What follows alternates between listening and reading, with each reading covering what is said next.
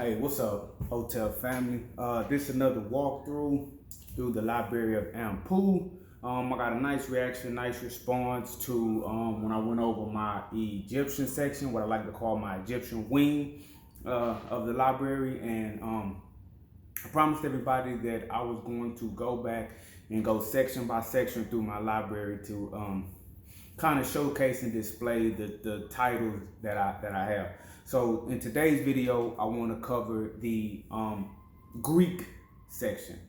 And I call it my Greek section, my Greek wing of the library, if you will, because I showcase books that I have that are centered around the Greek civilization, Greek culture, and that were primarily written books, works that were written by Greek authors, Greek writers, Greek scribes, Greek historians, Greek poets, Greek philosophers, etc., etc.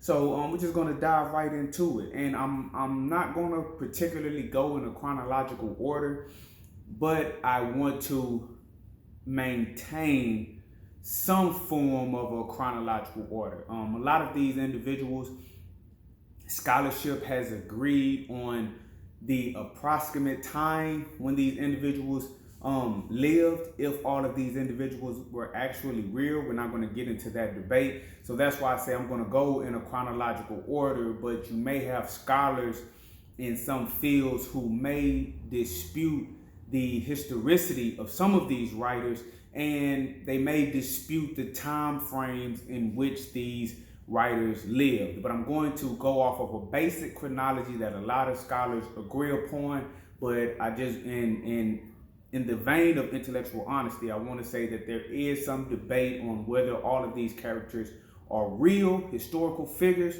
and if they actually existed when I'm going to be purporting that they most likely have existed. So the first one I want to start with is Homer. Okay, so right here I have Homer, the Iliad and the Odyssey, and Homer, they say that these works were composed by the poet, writer, author Homer somewhere around the late 8th century or the early 7th century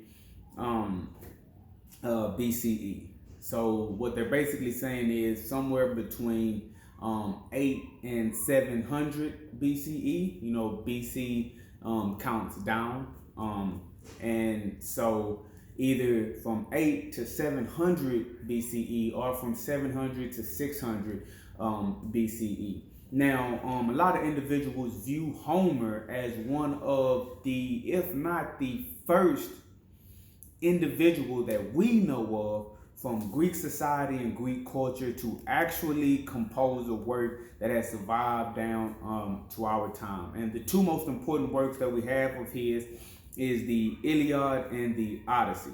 Okay, now the Iliad he's basically talking about the Trojan War, the war between Troy and Greece. Now, for a long time, individuals believed that the Trojan War was purely mythological.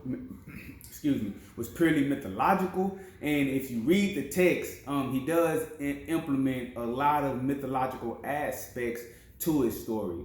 Case in point, he talks about a man named Achilles being a part of the Trojan War, fighting in the Trojan War. And we know Achilles to be a mythological entity. Now, whether that mythological character was based on a real character or not is up for debate, but we know that Achilles, how we have him, being a part God figure, we know that there are aspects of Achilles' life that undoubtedly are mythological. But in recent time, well, not recent as in our age, but recent in comparison to when this work was composed, there has been archaeological evidence to verify the existence of a Troy and the existence of a battle being fought in that area. So we can say with fair certainty, with a certain amount of certainty now, that some aspect of what we know now to be a Trojan War is actually valid, actually legit. So I have Homer, the Iliad, and Homer, the Odyssey. Now, the Odyssey is basically about a man named Odysseus. Odysseus was a part of the Trojan War, and after the Trojan War was over, Odysseus and his crew boarded their ship and proceeded to head back to Greece, back to his homeland. A strong gust of wind took his ship off course, and he was lost for around 10 years, wandering from place to place, trying to make it back home. And then he finally makes it back home to Greece. Okay, and the whole thing about Odysseus is he was gone for around 20 years, because they say that the Trojan War lasted for about 10 years. He was lost at sea for about 10 years, and so we get the total of 20 years for Odysseus being gone. So the Odyssey is the trials, tribulations, struggles, journeys, adventures, what have you, of a man named Odysseus and his crew subsequently. And this individual was a part of the Trojan War. So the Iliad and the Odyssey kind of go hand in hand. So from Homer, we're going to go to a man named Hesiod, right? Hesiod was another Greek writer. He is purported to live from around 750 to 650, somewhere in that area, BCE, around the same time as Homer, maybe a little bit after him. And the two works that I have from Hesiod is Theogony and Work and Days. Fun fact, the first reference that we have, or the oldest reference that we have to Pandora, everyone knows about the music platform Pandora, where it plays various forms of music. But in Greek mythology, there's a saying about Pandora's box, where when Pandora's box was opened, all of the ills and wicked, evil things were released upon mankind. Now, the first instance of this Pandora in this Pandora's box is found in the work of Hesiod. And so we have Hesiod, Theogony, Work, and we have Hesiod, Work and Days. And in Theogony, he is basically explaining in his writing, we get a sense of a lot of these Greek gods, these Greek goddesses, and the roles that they played in Greek mythology. And in Work and Days, it's hard to kind of explain it. I'd really rather you go in and read it, but he is attempting to express how ancient Greeks, what their calendar system was like, what they did on a day-to-day basis, how they cultivated their harvest, when they decided when they would harvest, how could they tell when the harvest season was approaching, what they would do in case of drought, and things like that. So we get a lot of useful information from Hesiod, Theogony, and Hesiod, Work and Days, and we get a good grasp of Greek culture from Hesiod. Now, the next man I want to go to is Theogenes. Okay, he lived purportedly from around 570 to around 585 BCE, sometime after Homer and sometime after Hesiod. And if you see in this particular book, we have Hesiod, Theogony, and Work and Days, and we also have Theogenes, Eligius, or if I'm butchering that title, please forgive me. So in this book, I have the same work that I have here from Hesiod, but I bought this book because I didn't know who Theogenes was until I saw this. So I haven't read his particular work yet, but I have it in my library, and he's just another ancient Greek writer whose works have existed down to our time that helps us understand what Greek culture is all about. And one thing I always tell people about my library, I like to purchase books that are from the ancient writers themselves. There's one thing to read about with someone who is living during my time or who lived 50, 70 years before I was born speak about Greek culture, but it's another thing altogether to read what someone had to say who actually was a Greek, and their works exist down to us to this day. And it's a thing of pride that I take in my library. I pride myself on having some of the oldest literature on the planet from various civilizations. So when I saw this work from Theogonus, who lived from around 570 to 485 BCE, around 2,500 years ago, I had no choice but to purchase it. Okay, so from there, we're going to go to a man named Herodotus.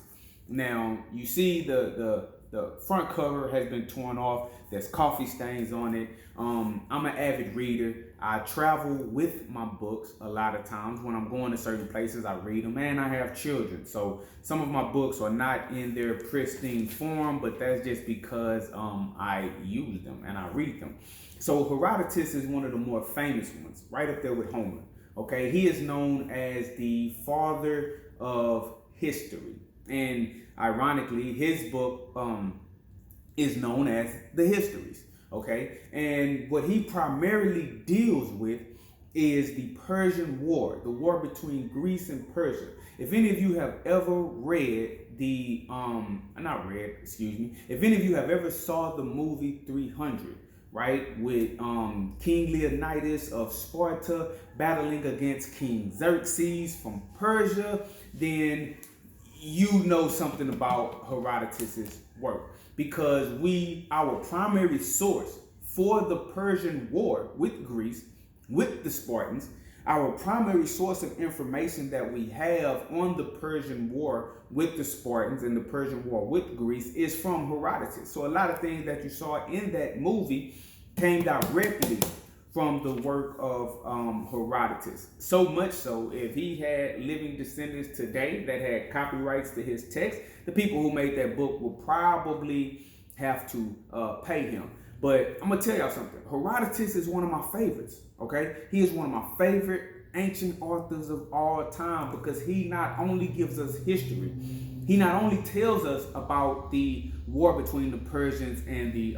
Spartans, but he also gives us, like, he was a traveling man. He gives us all of the juice, the folklore, the mythology, the cultural oral traditions from various nations around the Mediterranean. He goes to Egypt and he gives us wonderful explanations on what the Egyptian civilization was like during his time, and what those individuals in Egypt during his time had to say about Egypt and had to say about ancient Egypt. He tells us about Egypt. He tells us about Persia. He tells us about Greece. He tells us about the Spartans. He tells us so much about so many different civilizations, right? And I see myself as, if I was ever to write a history, I would probably do it in the vein of Herodotus. He tells us about a place called Coherent, right? He tells us about the oracles at Delphi. He tells us about Athens. He tells us about Cappadocia, right? He tells us about Mesopotamia. He tells us about not only Xerxes, but he tells us about Cyrus, another great Persian leader. It goes on and on. He tells us about Arabia. He tells us about a man named Sardis. He tells us about Cambyses. Herodotus gives us so much information that this work is invaluable. And again, Herodotus lived from around 484 to 425 BCE. He took the game of writing history and documenting history to a whole nother level. And without him, there would be so much information that was lost to history. Herodotus, arguably one of my all-time favorites. I have been all through this particular work. Okay, so from Herodotus, we're going to go to a man named Socrates. Now, this isn't a work by Socrates. I'm going to say that first. This is called The Trial of Socrates. It's some information on Socrates. Now, we don't have any works of Socrates that exist down to us today, but we do have individuals and we have their works who claim to have been students of Socrates. And Socrates was purported to have lived from around 470 to 399 BCE. And without Socrates, And without the students of Socrates quoting Socrates and speaking on Socrates, we would not have to what's known today as Western philosophical thought. Now, even though a lot of people say that Socrates and a lot of his students were actually studied and learned in Egypt, which I believe, but I don't want to take away from my expounding on the Greek wing of my library to go back into my last video about Egypt. I would just say that without Socrates, what we know as Western philosophical thought would not exist. He is one of the major figures. And when you talk about some of the people that I'm going to mention later, the Platos and the Aristotles, the Xenophons, etc., who claim to have been students of Socrates and the Socrates philosophical train of thought, that would not have been possible without that particular individual. Now, some people debate on whether or not he was a real figure. We're not going to go into that now. We're just going to say that Socrates, from around 470 to 399 BCE, is instrumental, irremovably instrumental in what we know today as Western philosophical thought. So, who I want to go to next in my chronological order is a man named Thucydides. Thucydides lived from around 460 to 400 BCE. And he basically wrote about the Peloponnesian War, the war between Sparta and Athens. Athens was basically a Greek civilization. So the war between Sparta and Athens, and we already talked about Sparta being in a war with the Persians, with Xerxes and Leonidas from Herodotus, etc., etc. And Thucydides writes in the same vein as Homer, as in documenting a major war, and in the same vein as Herodotus in documenting a major war. But it would appear that Thucydides didn't like Herodotus because people judge Herodotus and say that he was not meticulous enough with his information, and he did not only talk about factual information, he spoke about too much mythology, too much make-believe, too much folklore, and he didn't stick to a strict what is historically accurate and what is not. But that about Herodotus is one of the things I love. He gave us a wealth of information, and in the defense of Herodotus, he always told us when this was not what we may consider direct historical factual information. Rather, it was oral tales, folklore, and mythology. But he chose to tell us that because it is history. Whether it's true or not, the fact that people are talking about it during a particular time period makes it valid, because you can see where those civilizations and those individuals were coming from, and you get a glimpse into history that you would not have otherwise. But Thucydides, okay, in his Peloponnesian War, it's a part in here that I love to quote and I love to tell people. Now, as you can see, the landmark Thucydides, this is a massive work. I have not read it all, okay? I'm not going to pretend like I have. But it's a part in here that I love to quote to people. And it's a point in the war where Athens is about to go to war with Sparta. Now, Athens is a powerhouse and Sparta is a powerhouse, okay? And so they have to prepare to go to war with one another. Now, it was an island in between Athens and Sparta that was neutral. Now, the Athenians went to this island and told the people on this island, look, you are a strategic location between us and Sparta, right? Now, either you join us and ally with us, the Athenians, or we will destroy you, we will take over your island, and we will make your people no more. The people on the island responded by saying, we're neutral in this fight. We're not on Sparta's side, we're not on the Athenian side. We have no dog in this fight. And the Athenians said, well, you are in such a strategic location, you cannot be neutral. We will not allow the Spartans to gain this strategic upper hand on us in this upcoming war. So again, you either join us or die, basically. And the people on that island, they tried to respond by saying, it is not morally right for you Athenians to tell us who have no quarrel with you, nor do we have a quarrel with the Spartans, to tell us that we have to either join your side or die. It is not morally right to decimate our people and our land because we choose to be neutral. And the Athenians told them something that I think is very valid down to this day. The Athenians told them, right, as the world is concerned, can only be discussed amongst equals in power. The strong do what they will, and the weak suffer what they must. It is a concept that a lot of people in this world live by. Only people who are equals in power can debate about what's right and wrong. If you cannot stop someone doing to you what you perceive as wrong, the fact that you perceive it as wrong is not valid. Right and wrong can only be discussed amongst equals in power. The strong do what they will, the weak suffer what they must. And in the end, the people on that island, they refused to join the Athenians. The Athenians decimated their island, sent their people off into slavery, and they did exactly what they said they were going to do. They took over the island and decimated the people, sold them off into slavery, and the people on that island suffered greatly, proving the point that right can only be discussed amongst equals in power. The strong do what they will, and the weak suffer what they must. Okay? I have another word by Thucydides, right? On justice, power, and human nature. Not only did I haven't read this one. Not only did he give us the historical account of the Peloponnesian War, the war between Athens and Sparta, he also gave us this work on justice, power, and human nature, where he not necessarily went philosophical, but he kind of did go philosophical. So, Thucydides, a major figure in Greek literature, and if I didn't already say it, matter of fact I did, but I'm gonna say it again. He lived from around 460 to 400 BCE, right? So after Thucydides, we have a man named Xenophon. Now, if you notice, my Herodotus, my Thucydides, and now my Xenophon is something called the Landmark. If you're going to buy these books, I suggest you buy the Landmark series. If you want to get Herodotus, get the Landmark. If you want to get Thucydides, get the Landmark. If you want to get Xenophon, get the Landmark. Why? Because within these books, I'm going to just go to a quick example.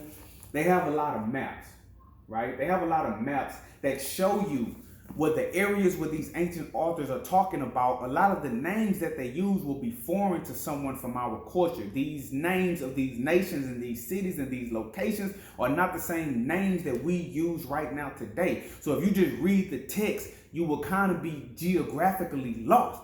But if you get the Landmark series, they show you maps where they show you where these places are. You can cross compare that with a modern day map, and you can see exactly where these activities were taking place. So Xenophon, right?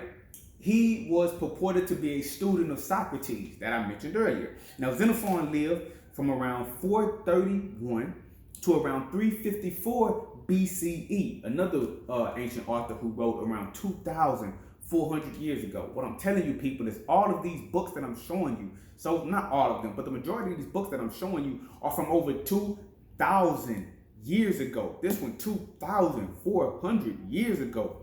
Think about that, 2,000. Just think about that for a minute. It's a long time. And Xenophon, he basically finished up what Thucydides did it. He basically documents the final 7 years of the Peloponnesian War. The Peloponnesian War lasted for a long time. Like I say, Athens and Sparta were two great nations. It wasn't they fought for 1 or 2 months and one side won. No, it was a bloody, bloody war that lasted for years. And Xenophon picked up where Thucydides left off. He documents the last 7 years of the Peloponnesian War, and he describes the aftermath. And it's so much, in fact, that Xenophon picked up where Thucydides left off. He actually starts his work. I don't know if you're going to see this, but he says, and after this, not many days later, his first words is, and after this. And after what? Where Thucydides left off. So Xenophon basically picks up where Thucydides leaves off, and he finished telling us about the war between Athens and Sparta. Another individual he directly ties into Thucydides. Thucydides, although not admitting it, which I believe out of jealousy, envy, and hate, is basically bouncing off of the model from Herodotus, and Herodotus is bouncing off of the model of Homer. Homer, the Trojan War; Herodotus, the Greco-Persian War; Thucydides, the Peloponnesian War; Xenophon, the Peloponnesian War. They're documenting these wars of their people, and within these wars, we're getting a good wealth of information about the civilizations and the cultures. So remember, the Landmark series, hands down. Next, I want to go to Plato, right? I have several works by Plato. I have Plato's The Republic. Quick synopsis of The Republic is a dialogue where they are hypothesizing and discussing what the perfect government may look like. Government being the rule of law that governs a particular group of people. They were real big on government, and Plato was theorizing and debating in this work what that government would look like and what it would take for that government to actually sustain itself. Okay, it's a book about government. And if you notice, it's called The Republic, right? Sidebar: if you know the Pledge of Allegiance, I pledge allegiance to the flag of the United States of America and to the republic for which it stands. To the republic for which it stands. The Romans would later go on to classify their governmental structure as a republic, the Roman Republic. It was an empire, but it was the Roman Republic. Going back to some of the foundations that came from here. And Plato was also a student of Socrates. So Socrates played a major role in this. I also have from Plato, Protagoras and Meno. Now, I've never read this book. I'm not even 100% sure what it actually is about, but since it was a work of Plato, I bought it to put in my library. So maybe one day when I'm going over some more of my Plato, I'll actually read it. But this is another work of Plato. Another guy, if you couldn't have Western thought without this man. Okay, and right here I have probably my best work for him. It is Plato Complete Works, right? The complete works of Plato. And just to show you what I mean by the complete works, here is the table of contents. You may not be able to see it, but you can pause it and zoom in. You have Eutrophoro, Apology, Crito, Phaedo, Cratylus, Theaetetus, Sophist, Statesman. I'm butchering some of these names, but you get the picture. And basically, Plato has a particular style of writing.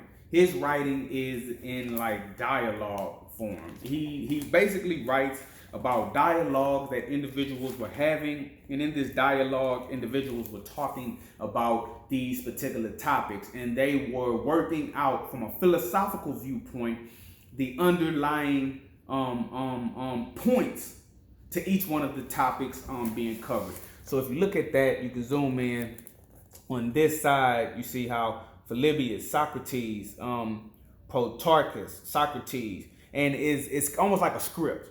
And so this guy said this, and then this guy said that, and then this guy said this, and then this guy said that, and then this guy said this. And that's basically how it goes. So I got this because there are several dialogues, as you saw in the table of contents, attributed to Plato. So I got the Plato, the complete works, so I can have a full grasp of what it was that he had to say. Now, I want to show you something real quick because it's interesting.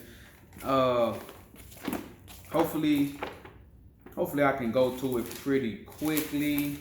But our story of Atlantis, right? Our story of Atlantis comes to us from actual Plato. And I believe it was in Timaeus. He talks about it in two different places, but I believe he talked about it for sure in Timaeus. Okay, yeah. Okay, see I have it underlined right here at the bottom. I hope y'all can see that. Atlantis. He's talking about Atlantis. And he basically says that the story of Atlantis he got from someone who got the story of Atlantis from an Egyptian priest. So the story of Atlantis, although it comes down to us through Plato, they are claiming that the story actually comes from Egyptian sources, and you can find that in Plato's work Timaeus. Anybody that's interested in Atlantis, if you want to go to the original source, the original description of the story, check out Plato. Okay, after Plato, now wow, this book is really so tore up, you can't even. I don't even have a cover. I don't even have a back. I had it for several years now, but this is Aristotle. Okay, and I just want to see. Yeah, there we go. Aristotle. This is my work from Aristotle. Aristotle lived from around 384 to 322 BCE. Now, Aristotle was the student of Plato. Plato was the student of Socrates. So, in a indirect way, Aristotle was yet another student of Socrates.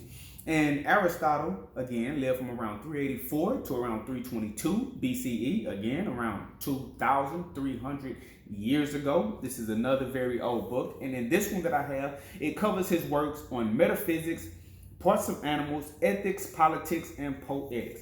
Aristotle was another one that he studied in Egypt, learned in Egypt, but let's not lose focus on Greek. Now, Aristotle, I've read several of these works, and he talks about these topics from a philosophical standpoint, parts of animals, metaphysics. He talks about the elements that make up everything in the universe. I believe he says water, fire, earth, and air. Water, fire, earth, and air is, I believe, the four, what he deems to be the four elements that were critical or crucial in the creation of everything that we know in the universe. And in his ancient mind, he was just trying to work through, how did the universe begin? How did the universe start? And he was talking about the parts of animals, and he was actually touching on what we know today to be biology. Okay, so Aristotle, very, very interesting guy. And fun fact about Aristotle, he was actually the tutor of Alexander the Great. Alexander the Great had a king named Philip. Philip the First or Philip the Second, but it was definitely Philip of Macedonia. Alexander was actually a Macedonian. I know we like to call him a Greek, which he was, but he was actually a Macedonian by ethnicity, technically. And Alexander the Great, his father was king of Macedonia, and his name was Philip. Now, when Philip died, Aristotle became the tutor of Alexander. And, you know, back in those days, we didn't have too many school system structures like we have right now.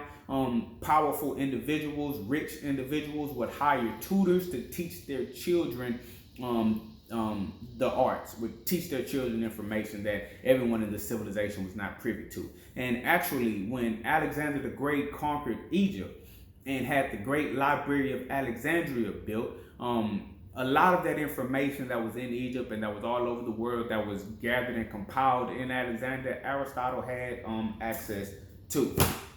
So after Alexander, we have a man named Arian.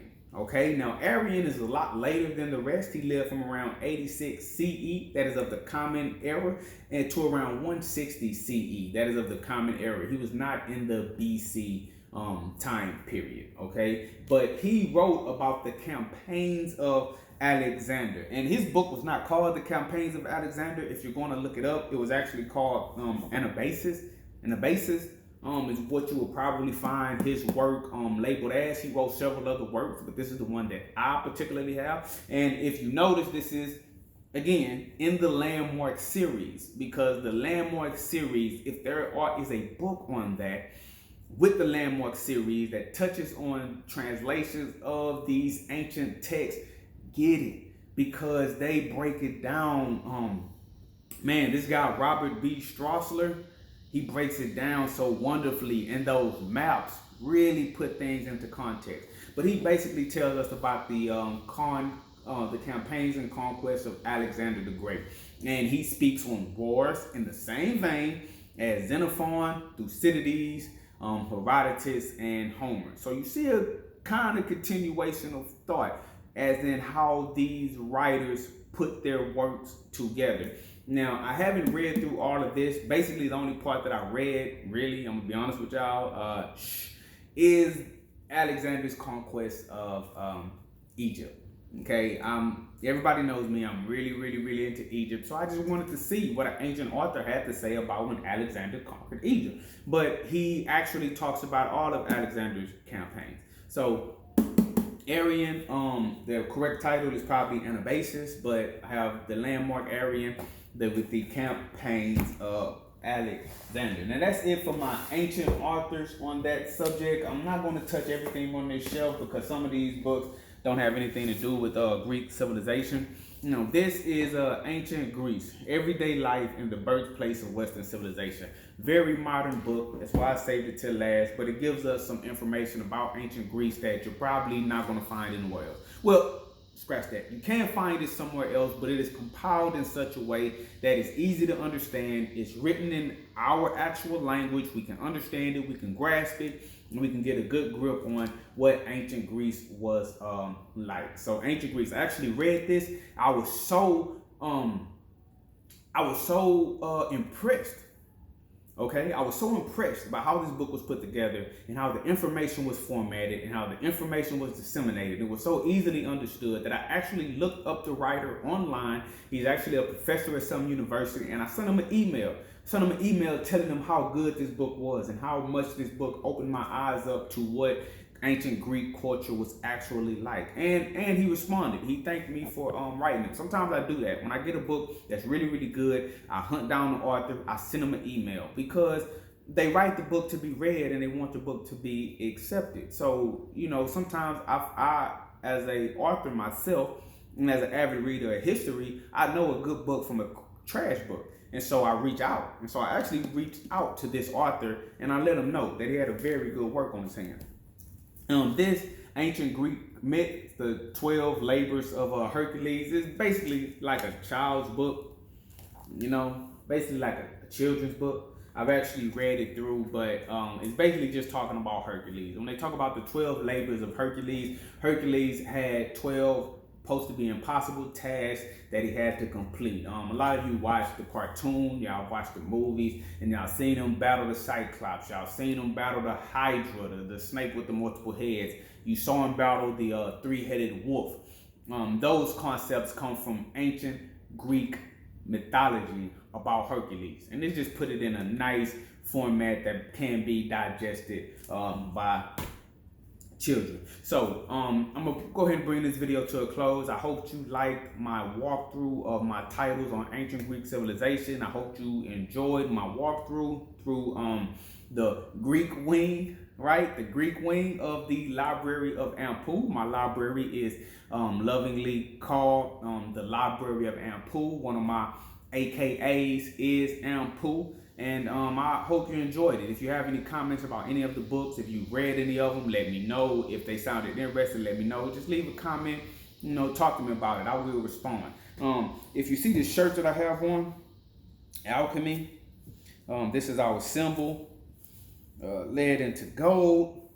This particular shirt, we do sell alchemy gear. So this shirt is actually one that this company that I'm a part of, me and one of my good friends, we have our brand. It's called the Alchemy brand. Now, we also have an Alchemy Society, a group of brothers and sisters that we have united to help each other become better people and to lift ourselves from the filth of poverty.